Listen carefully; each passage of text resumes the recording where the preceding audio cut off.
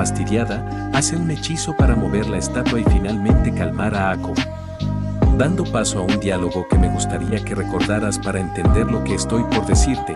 La magia se cultiva por una larga tradición y estudiando mucho. La magia no es algo que una persona fascinada con una moda pueda aprender. Es también el capítulo 19, donde se nos explica un poco más, no solo sobre la familia de Diana, sino también de la propia Diana. Y es que es este episodio donde entendemos muchas cosas.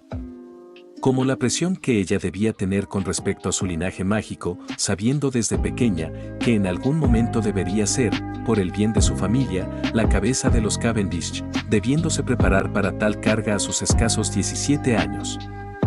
Es también capítulos más adelante que nos enteramos de otro detalle que, creo, es necesario saber